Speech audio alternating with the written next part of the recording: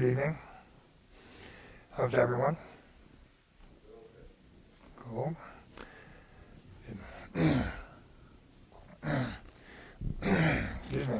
Anyone hear from Liz at all? Liz?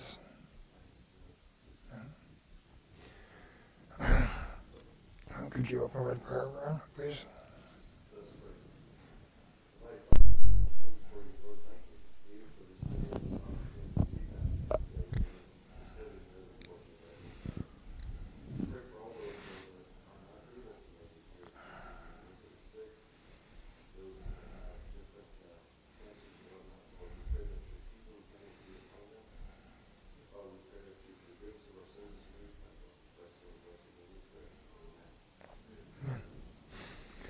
Well, we're going to be picking up in Joshua chapter 3.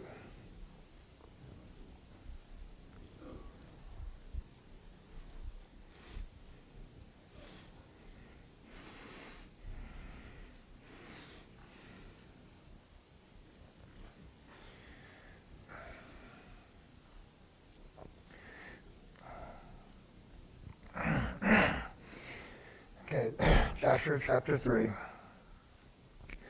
Early in the morning, Joshua rose and set out from Shittim with all the people of Israel, and they came to the Jordan and lodged there before they passed over. At the end of 3 days, the officers went through the camp and commanded the people, when you see the ark of the covenant of the Lord your God being carried by the Levitical priests, then you shall set out from your place and follow it, that you may know the way you shall go, for you have not passed this way before. Yet there shall be a space between you and it, a distance of about 2,000 cubits. Do not come near it. And Joshua said to the people, sanctify yourselves, for tomorrow the Lord will do wonders among you. And Joshua said to the priests, take up the ark of the covenant and pass on before the people. And they took up the ark of the covenant and went before the people. So here I wanted to point out, it says, in verse 5, it says, sanctify yourselves. What are we looking at when we read that right there, when it says sanctify yourselves? Sanctify is to set apart. So what do we get our attention for? Because sanctify in my Bible is capitalized. And that, so this is I do believe the writer is setting us up in that to see the power for the people, be prepared to see, witness what the Lord's going to do.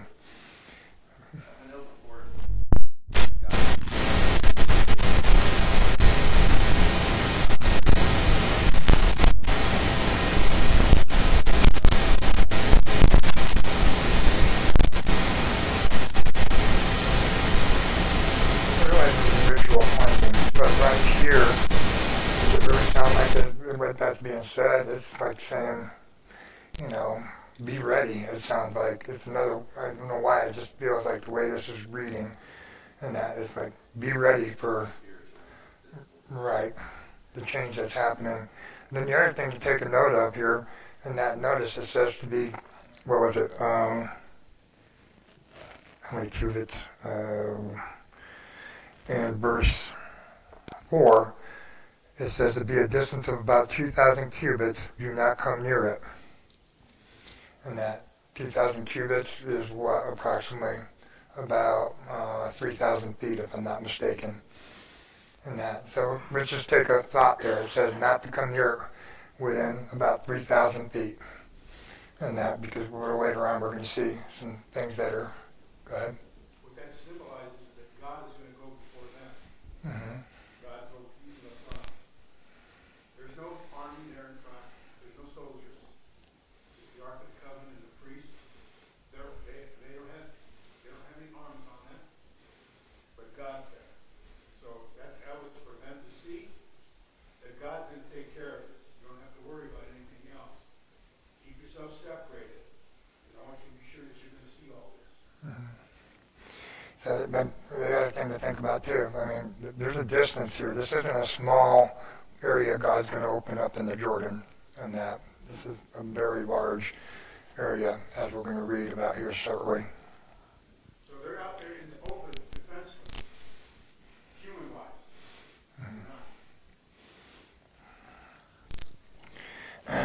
Verse 7. And the Lord said to Joshua, This day I will begin to exalt you in the sight of all Israel, that they may know that as I was with Moses, so I will be with you. And you shall command the priests who bear the ark of the covenant, when you come to the brink of the waters of the Jordan, you shall stand still in the Jordan. And Joshua said to the people of Israel, Come hither and hear the words of the Lord your God. And Joshua said, Hereby you shall know that the living God is among you, and that he will without fail drive out from before you the Canaanites, the Hittites, the Hivites, the Perizzites, the Girgashites, the Amorites, and the Jebusites. Behold, the ark of the covenant of the Lord of all the earth is to pass over before you into the Jordan. Now therefore take 12 men from the tribe of Israel, from each tribe of man, and when the soles of the feet of the priests who bear the ark of the Lord of all the earth, shall rest in the waters of the Jordan, the water of the Jordan shall be stopped from flowing, and the waters come down from above shall stand in one heap. So notice what we see in verse 7, it says, And the Lord said to Joshua, This day I will begin to exalt you in the sight of Israel, that they may know that as I was with Moses, so I will be with you. Notice the Lord really takes care of people. I mean, they just got through mourning Moses 30 days earlier. I mean, they had all of Deuteronomy read to them. Maybe a week before this, if even that. I mean, if we look from like chapter 6 of Deuteronomy to now, can't be more than a couple months at the most. And that had to be big for the people to lose Moses. So we can see now, the Lord's taking care of it. They need a leader, and God is going to exalt Joshua. Next question I wanted to ask you is, notice in verse must be 8. Yeah, and you shall command the priests who bear the ark of the covenant, when you come to the brink of the waters of the Jordan, you shall stand still in the Jordan.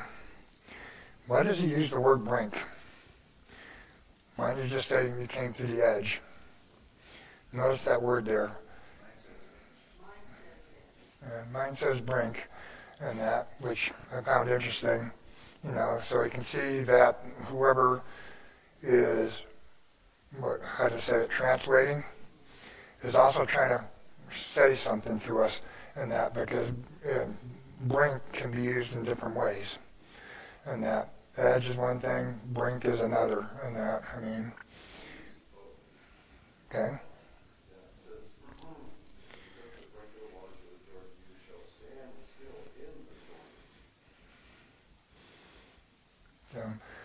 So I believe this writer is making us think in that when he says you're at the brink of something. Think about it. I could use the statement, I'm at the brink of a discovery. In that, so we can see it's not just talk. This writer wants us to think a little bit more spiritually, I do believe, than just they're at the edge of the river. And that he's trying to say there's way more happening here than them just coming up to the river. Again, he's setting our minds to think. I really like the way the writer writes this book, and that he always sends you something to think about. And that it's not just, it's not they're just at the edge of the Jordan. What does this mean when we really think about it, where they're at the edge of the Jordan? What's happening right after they cross over the Jordan? They're about to enter the land that God promised them. They're right at the brink of the edge of basically God, allowing God to complete the promise he made to Abraham. Remember the last time they didn't allow God to complete that. And that, remember, the spies came back with a no report and that, and now they've wandered 40 years. I think that's what this writer is trying to, and that. The other thing I think about, look at the transition they're about to make. They're about ready to go into the promised land. Where were they? In Egypt. They were slaves. They were oppressed. And that, and look at what they're right on the brink of receiving from God. And that, basically everything. And I think that's why, go ahead. Actually, where they're at is where the tribe of Mesa is going to live, and Reuben will be further south. So in a sense, that's part there. They are actually in the promised land to be, but they have to cross over that Jordan because that was the promise God made. All that's territory is going to come later. So we see right there how God worked. Everybody knows what's going to happen. Another point that I was, the other point, what was the other point I was going to bring? That Joshua needed this encouragement. He needs the people to see that he's the boss. Because anytime there's a new boss, people always wonder what kind of boss is he going to be. We knew Moses for 40 years. We knew him for 40 years. We trusted the men even though they were the way they were. Now how's Joshua going to be? And God says, don't worry about it. You're going to see a lot of wonders, and they're going to see that I'm with you. Yeah, that's the key. That's all that they need to see right there to be convinced that God is with this. It's going to be a peaceful transition like we've always had every 4 years. We're supposed to. Yeah, I was going to stay out of that.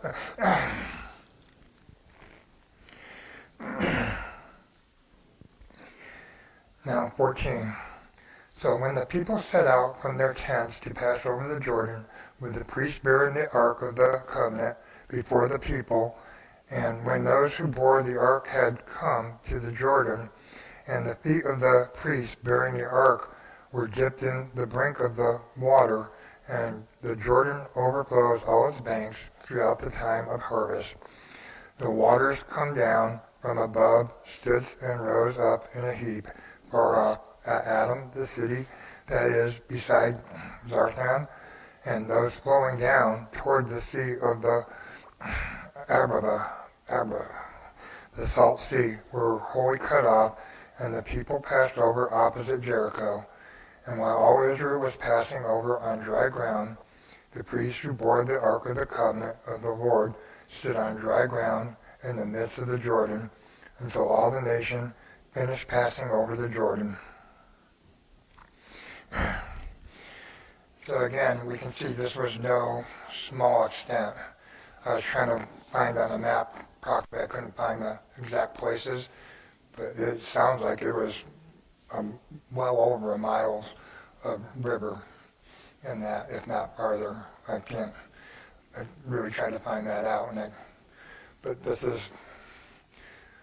pretty huge. Where God dried up. They didn't pass over in just a little area. And we remember they had to be at least 3,000 feet away from the Ark of the Covenant. And that.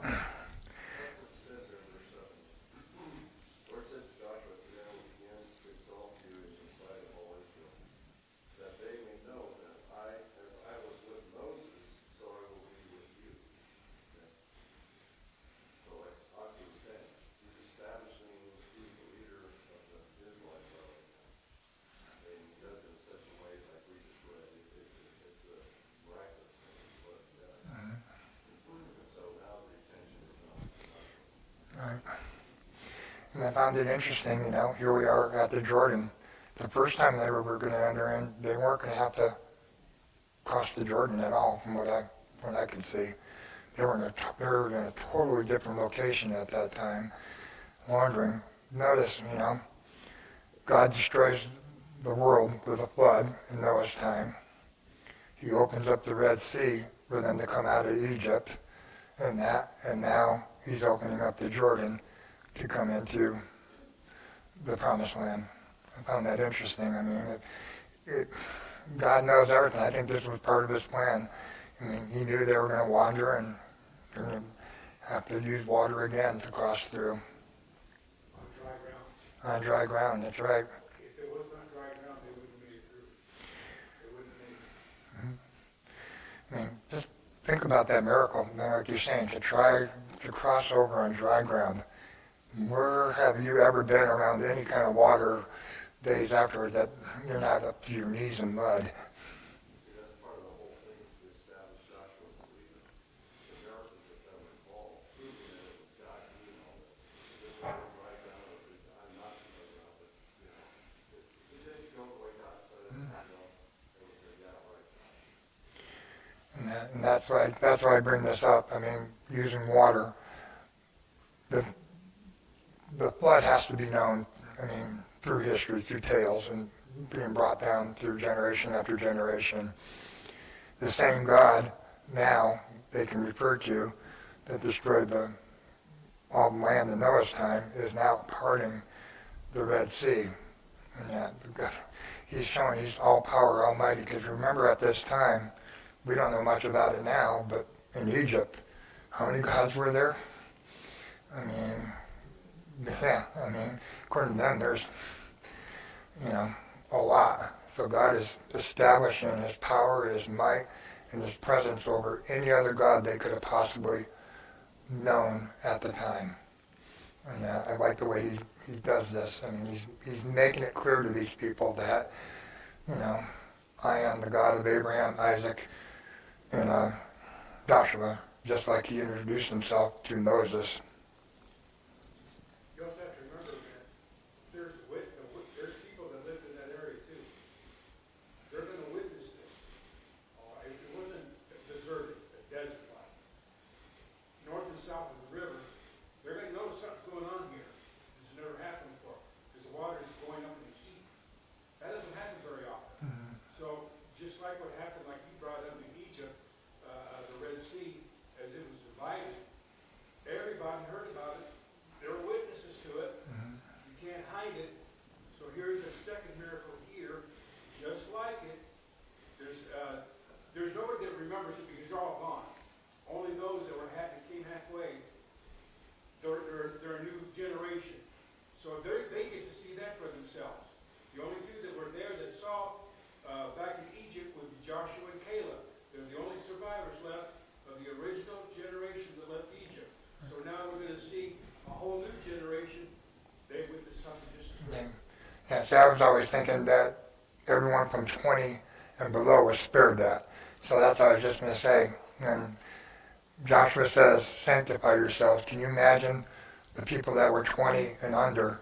They've already seen the Red Sea open once already, and they're standing at the brink of the Jordan.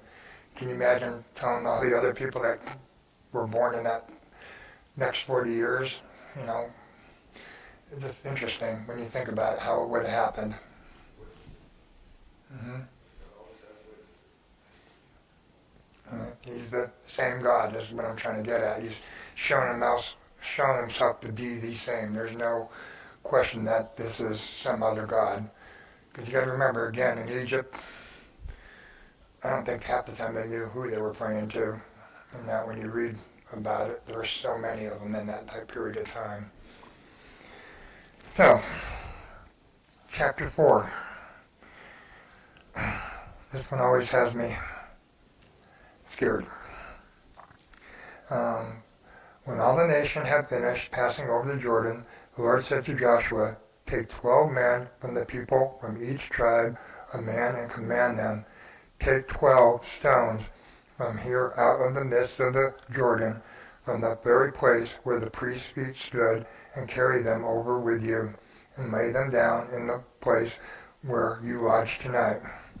Then Joshua called the 12 men from the people of Israel, whom he had appointed, a man from each tribe, and Joshua said to them, pass on before the ark of the Lord your God into the midst of the Jordan, and take up each of you a stone upon his shoulder, according to the number of the tribes of the people of Israel, that this may be a sign among you when your children ask in time to come, what do those stones mean to you? Then you shall tell them that the water of the Jordan were cut off before the ark of the covenant of the Lord, when it passed over the Jordan. the waters of the Jordan were cut off. So these stones shall be to the people of Israel a memorial forever. So this chapter starts jumping back and forth quite a bit. In that, if I'm reading this correctly, where did those 12 men have to go to get those stones from? Where what? The ark, where the ark is? And that, what were they told in the last chapter? Be 3,000 feet away? Can you imagine the faith of those men? That, you want me to do what? After you told me to stay 3,000 feet away, you want me to go up to it now? And that, I found that interesting. I know, I'm just saying that, but again, look at the faith and the trust they have to have, you know. How are they different from when the spies came back the first time? Do they show that kind of faith or trust? And that's what I'm saying. We can see how these people have now changed in that to an extent. So these are pretty big rocks. If you put on your shoulder, they weren't just holding them. So they were pretty good sized rocks. There's going to be a reason for that. Right, yeah, we're going to read about it here really, really soon. And that. Verse 8. And the men of Israel did as Joshua commanded, and took up 12 stones out of the midst of the Jordan, according to the number of the tribes of the people of Israel, as the Lord told Joshua. And they carried them over with them to the place where they lodged, and laid them down there. And Joshua set up 12 stones in the midst of the Jordan, in the place where the feet of the priests bearing the Ark of the Covenant had stood, and they are there to this day. For the priests who bore the ark stood in the midst of the Jordan until everything was finished that the Lord commanded Joshua to tell the people, according to all that Moses had commanded Joshua. So this is where it kind of gets a little confusing here, for me anyways. And that, notice that where are they setting up 12 stones? In the midst of the river where the Ark of the Covenant was placed, if I'm reading that correctly. Where they were holding it, correct. And that, again, and notice what the writer does there, right there too. He gives you an idea that this was written later, because what's he say right after that? And they're still there to this day. Kind of gives you an idea that this must have been a witness, someone that witnessed all this and wrote this a little later. Okay. Just to be clear, I want to make sure I'm on the same page. It looks like they go, these 12 men go to the middle of the river where the priest's feet are standing, verse 3. Mm-hmm. They carry the rocks out of the river to where they stay the night. I agree. We're about to get that part again here. That's the confusing part. Yeah, because we're going to read it again here in their next paragraph. That's why I'm questioning, where this pillar is. Is it really in the middle of the Jordan where the ark was, or now when we read in this next paragraph? The people passed over in haste, and when all the people had finished passing over the ark of the Lord, and the priest passed over before the people, the son of Reuben and the sons of Gad and the half-tribe of Manasseh passed over armed before the people of Israel. And Moses had bidden them, about 40,000 ready armed for war passed over before the Lord for battle to the plains of Jericho. On that day the Lord exalted Joshua in the sight of all Israel, and they stood in awe of him as they had stood in awe of Moses all the days of his life. Oh, it's in the next paragraph. But again, if I'm reading that right, there were men there that were ready for war that passed over the Jordan. It sounds like at least that's what I'm reading here. And that's, These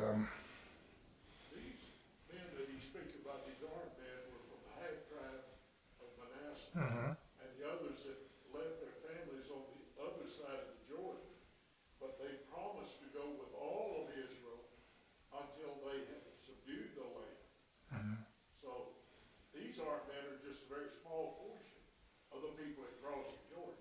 I agree. And that, but again, there are people that are armed and ready and that, which I'm guessing these, as we read on farther, these are going to be the men that are going to surround Jericho. So it gives you an idea of the number of the people if we go ahead. Now I think it's here. And the Lord said to Joshua, command the priests who bear the ark of the testament to come up out of the Jordan. Joshua therefore commanded the priests, come up out of the Jordan. And when the priests bearing the ark of the covenant of the Lord came up from the midst of the Jordan, the soles of the priests' feet were lifted up on dry ground. The waters of the Jordan returned to their place and overflowed its banks as before.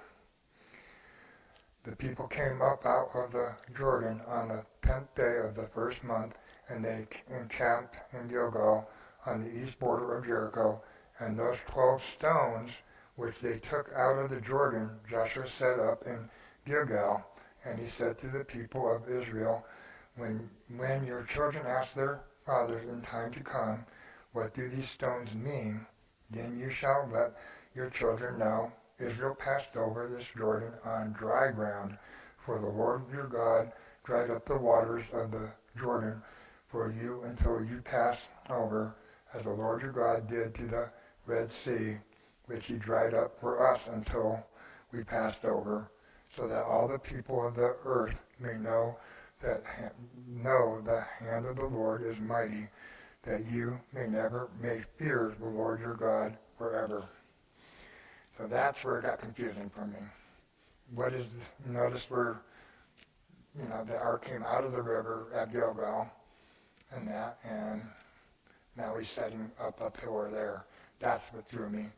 If there's really two pillars, or if I'm just reading something into that, and that's understanding. I think there's two pillars, because the 12 men took rocks from the middle of the river and they put it in the campsite, and then Joshua goes back to where the priest's feet were and sets up 12 stones in that location. Anyway, something to think about. And here is the Jordan overflowing its banks, high water and everything, and these stones can still be seen from what they said earlier. Like Hockley said, these weren't small stones that got stacked up. That must have been pretty big and pretty strong, and that to stack up 12 stones and be able to be seen out of the river, it's pretty impressive to me. So anyways, it was just something to think about as we're reading. This author likes to do this in this book, keep me on the edge of my toes and not quite understanding everything. And he does that quite often as you read through Joshua.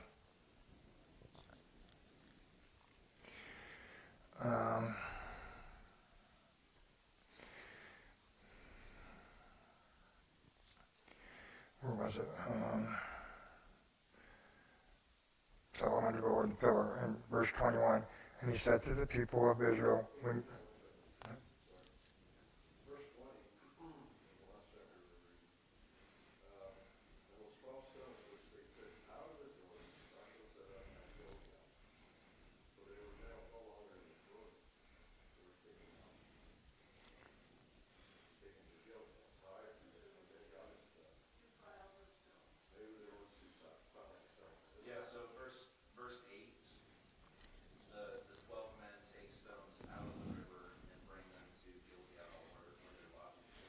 right, Verse 9, Joshua takes 12 stones, put them where the Ark of the Covenant is.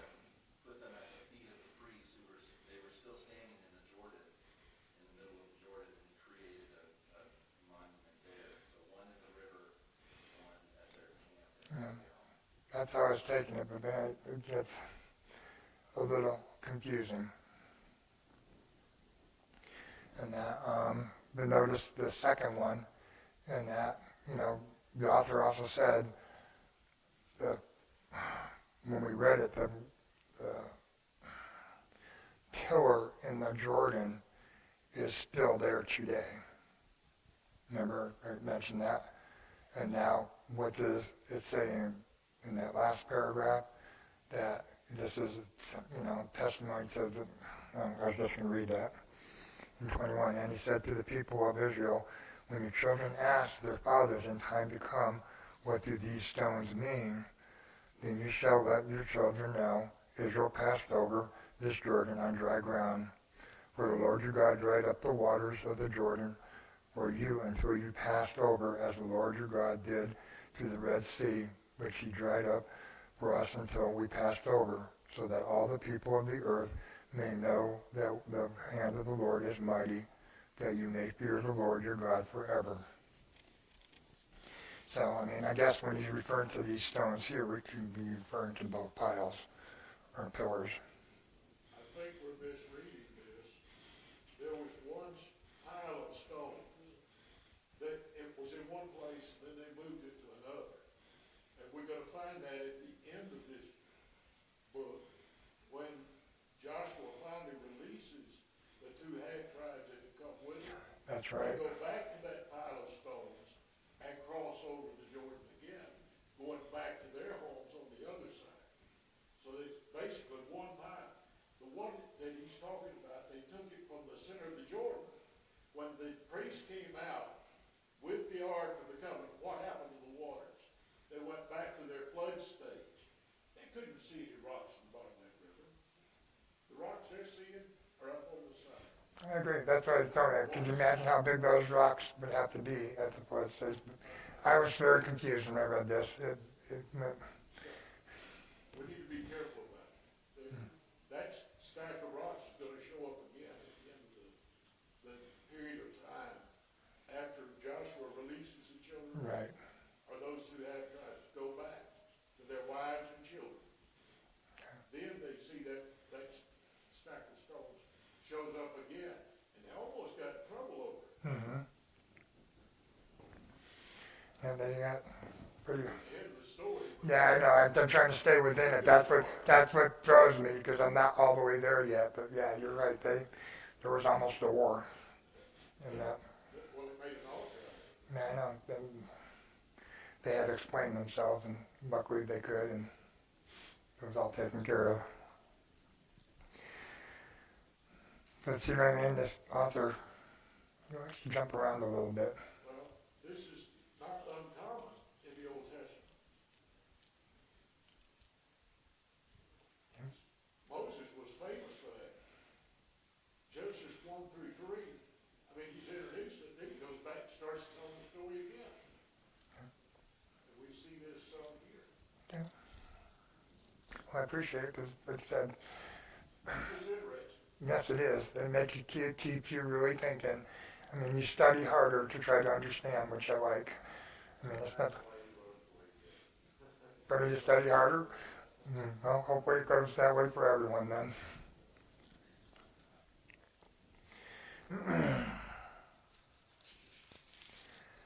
When all the kings of the Amorites, chapter 5, when all the kings of the Amorites that were beyond the Jordan to the west, and all the kings of the Canaanites that were by the sea, heard that the Lord had dried up the waters of the Jordan for the people of Israel until they had crossed over, their heart melted, and there was no longer any spirit in them because of the people of Israel. There's a pretty clear sign to the people of Israel right there. I mean, Let's put the fear of Israel in those people, the Canaanites, all the people that they're fixing to subdue. that's right. So what should they have done? Should try to repent. It's up to them. It's not up to God. They're gonna be in a pretty big battle, and that's gonna be on them.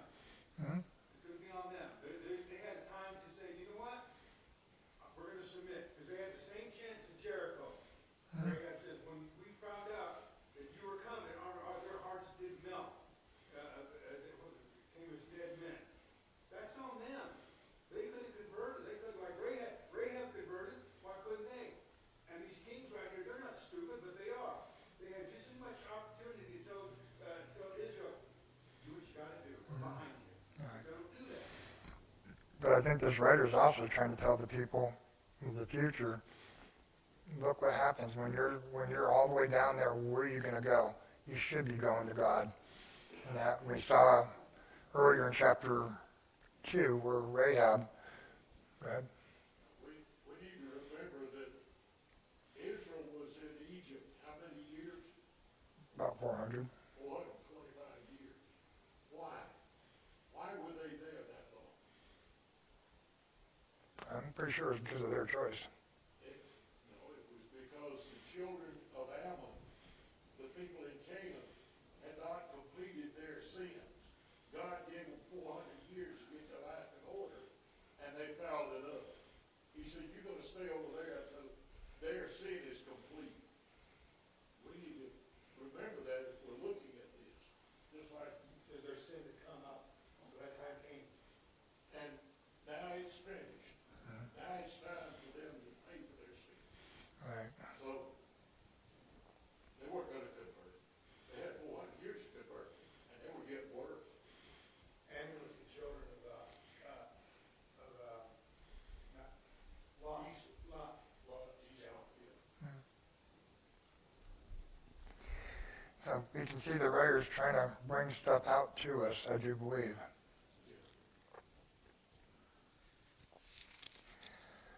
Yeah. 2. At that time the Lord said to Joshua, make flint knives and circumcise the people of Israel again the second time. So Joshua made flint knives and circumcised the people of Israel at Gibeath Harloth. And this is the reason why Joshua circumcised them. All the males of the people who came out of Egypt, all the men of war, had died on the way in the wilderness after they had come out of Egypt. Though all the people who came out had been circumcised, yet all the people that were born on the way in the wilderness after they had come out of Egypt had not been circumcised. For the people of Israel walked 40 years in the wilderness till all the nation, the men of war that came forth out of Egypt perished because they did not hearken to the voice of the Lord. To them the Lord swore that he would not let them see the land which the Lord had sworn to their fathers to give us, a land flowing with milk and honey. So it was their children who he raised up in their stead that Joshua circumcised, for they were uncircumcised because they had not been circumcised on the way. So again, we read here in that what was part of the covenant with Abraham, that everyone be circumcised to receive the promise. If we go back into Genesis, that was part of it. Go ahead. It's hard to understand because I think about when Moses neglected to circumcise his Mm-hmm. children, God Wanted to kill him. right then. Mm-hmm. These Israelites didn't circumcise their children for 40 years, and yet God was patient. And this is going to end up being the faithful generation of Israel that goes in and obeys God. So they're painted in this light of being virtuous, but they didn't keep this covenant for 40 years. Either that this was God's plan and he was going to renew his covenant when they entered into Canaan, or they were being disobedient. God was very gracious to them. Or think about it along the way, circumcision, we have to read farther on, but look at how long they had to heal from it. And I think it says 3 days, if I'm not mistaken, they waited. As every single baby's born 8 days old, as many are being born along the way, I don't think they'd be able to move. If they're waiting 3 days before they can move them. Go ahead. That, when they were circumcised, it took time to get over the illness, the circumcision, Mm-hmm. even with the children. And God did not require that of them then. That's why he's got it here now. And he's telling them, those men that had been circumcised in Egypt when they came out were circumcised were the ones that refused to cross the Jordan when Joshua and Caleb came back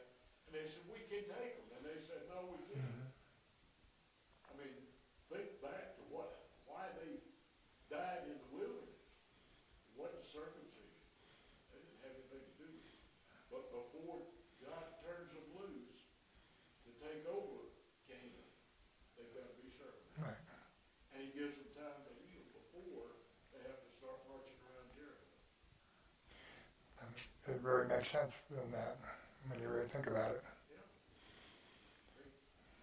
God is a God of common sense, more so than we think. Hmm. We gotta really seriously look at this.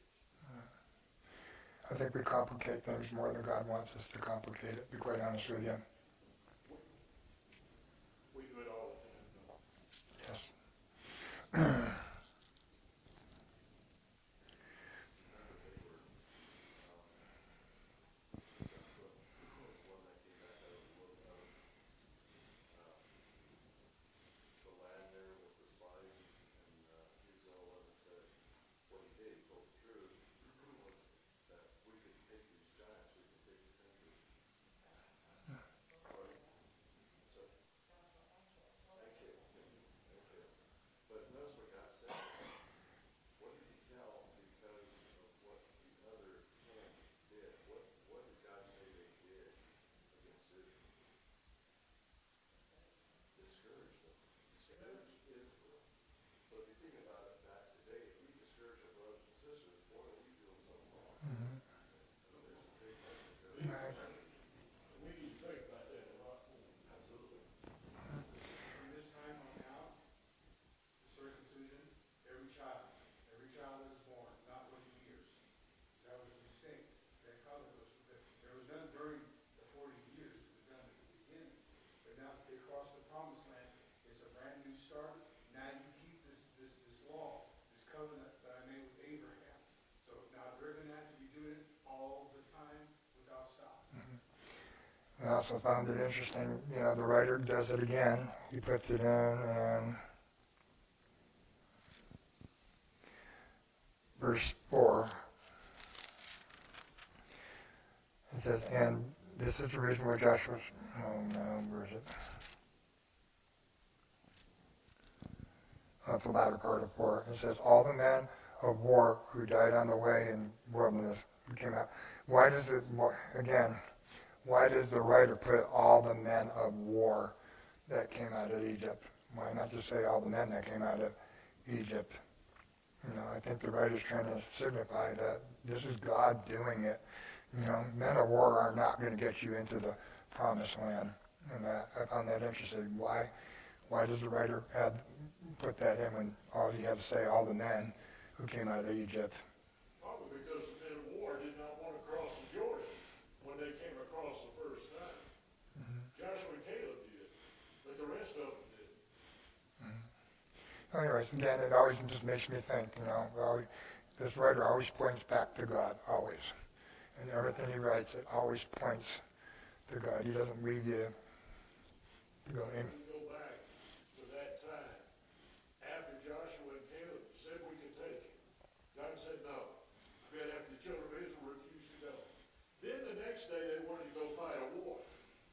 And God said, Didn't work out so good for him. all of them went through the wilderness. A bunch of them were killed right there. I mean, it was several hundred thousand. I mean, thousands died because they wanted to go a day late. And God already told him not to. Yeah. And again, this is all about obedience and that. And that. Shows how serious God is about obedience. So now we're going to verse 8. When the circumcision of all the nation was done, they remained in their places in the camp till they were healed. And the Lord said to Joshua, this day I have rolled away the reproach of Egypt from you. And so the name of that place is called Gilgal to this day. And as I was reading, just the name Gilgal means to roll in that, apparently, in language. But what I found interesting, and that what does he mean? This day I have rolled away all the reproach of Egypt from you. What do we know? What is the reproach of Egypt? What did they do to the Israelites? Enslaved them. They tried to take away all the, firstborn children, and that, the oppression part. And then what else did they try to do? That was the final straw, the way I look at it, to what Pharaoh tried to do. They wanted to go 3 days in the desert to worship their Lord. And Pharaoh wouldn't let him do that.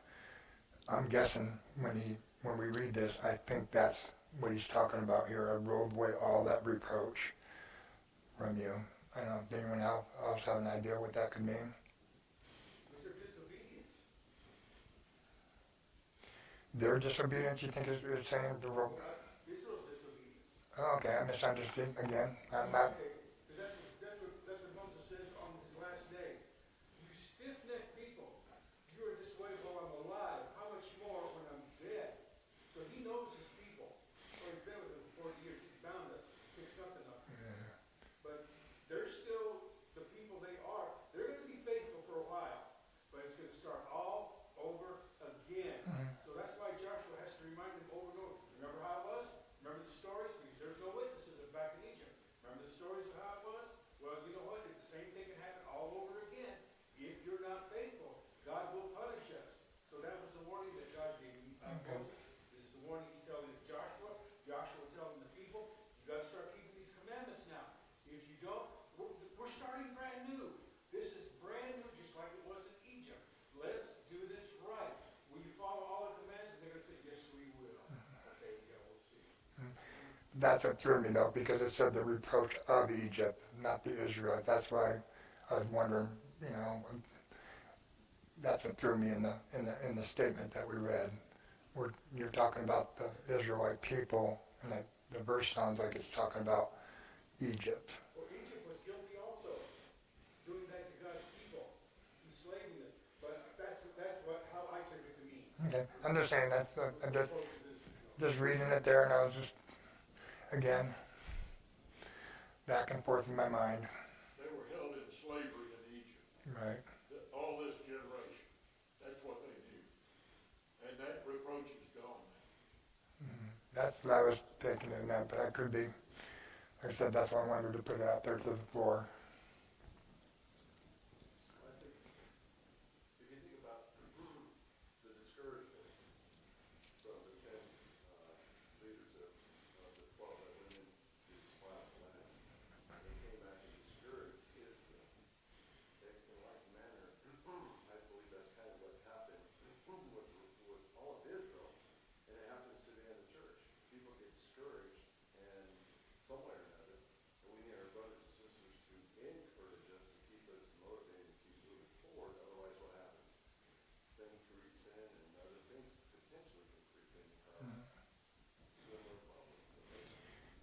I just, like I said, I was always leaning towards, God doesn't like Egypt for a reason, and that reproach that I was taking it as, like I said, things I mentioned earlier, keeping his people from worshiping him, and that, give them a choice, either give us your firstborn, or what, they're slaves, they're probably going to end up dead themselves. Go ahead. What comes to my mind is if this was about Israel's sin, if the reproach of Egypt was about Israel's sin, God would have said the reproach of the wilderness, because that's where they sinned. Egypt, there's no indication that I know of that says Israel ended up in Egypt because of their sin. It's just God's plan, which Jim pointed out. And the reproach they suffered there were things that they didn't do wrong, but being enslaved, All right. having your children killed, and all those horrible things that happened. But this God's salvation, that wasn't their reproach. That was after the days of Joseph. Yeah, which I found interesting, if you, I do believe it was actually class in Acts 7, and that gives you a good history. Stephen gives what he died for, given that history lesson, and that when he got stoned, talks about, I think there was a king after Joseph that came that didn't know Joseph, and that's when Moses was born, and this, I think that's when, 400 years later, this generation. but we can see the things we know about what we're filling the cup, and we can see, because that's where I've always gone back to, when the vision came to Abraham, it was said that they were going to be slaves in that land and they were going to be oppressed. And being slaves and oppressed, as if you look them up for definition of them, they're a little bit different. And notice when God said slaves and oppression, the oppression was secondary. We can kind of see the oppression with the final straws of Pharaoh were, him trying to kill the firstborn and then keeping them from worshiping God. And Every time they got in trouble, as they were going through this 40 years in the wilderness, there were leaders that said, let's go back to Egypt. Let's go back to Egypt. mm-hmm. Slavery is better than being free. God finally cleaned that up. That's it. And they You have to approach it away. erased you from history. Well, it's not erased, but learning lesson for us from history. Well, it's discouraging too. Slavery is better than freedom. Yeah, that's discouraging the rest of Israel. Mm-hmm. Just one more thought, I'm kind of going backwards here, but the circumcision, Israel not circumcising their kids during those 40 years in the wilderness, that circumcision represented a covenant between God and Israel. And Israel really destroyed that covenant. They broke it. When they disobeyed God early on, and he made them wander in the wilderness for 40 years. So in a sense, the covenant was on hold for a while. God was even thinking about starting over with somebody else. So them circumcising their kids as they're entering in, that's kind of like, all right, we're going to start fresh. I'm revalidating this covenant as you go in, and my promises to you are back on. Because again, what you're saying, think about it. God did listen to Moses. Moses, remember, he was going to bring someone up from Moses, and God, he spoke to God about the people. And then you always, I remember always reading afterwards in the Bible, always, God would talk to him, your people, Moses, afterwards, and that. So, I don't know, I was questioning what your thoughts were on that.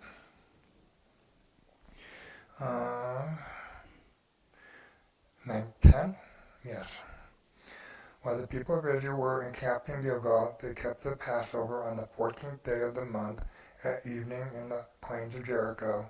And on the morrow after the Passover, on that very day, they ate of the produce of the land, unleavened cakes and parched grain, and the manna ceased on the morrow when they ate of the produce of the land, and the people of Israel had manna no more, but ate of the fruit of the land of Canaan that year. Look at how long I forgot about God taking care of them all the way through the wilderness. Still not his people, and that, but God took care of them, and that all the way up, crossed over to Jordan, and that, and then 40 years of eating manna. Mm-hmm. Well, not just manna. Didn't he'd give them grouse or something, remember? So it came out their nostrils or something. When they wanted meat, and or is that was before they got to Sinai, I think. Thank you. Let me finish this last up here. 13. When Joshua was by Jericho, he lifted up his eyes and looked, and behold, a man stood before him with his drawn sword in his hand. And Joshua went to him and said to him, Are you for us or for our adversaries? And he said, No, but as the commander of the army of the Lord, I have now come. And Joshua fell on his face to him. What does my Lord bid his servant? And the commander of the Lord's army said to Joshua, Put off your shoes from your feet, for the place where you stand is holy. And Joshua did so. I'm pretty sure right here, Joshua is meeting Jesus, or Yahweh. Meeting Yahweh in that there. When you think about it, Moses, burning bush, take off your feet because it's on holy ground. Again here, take off your shoes, it's on holy ground. And the commander of the army, right. Who commands? God. Go ahead. Well, just one thought that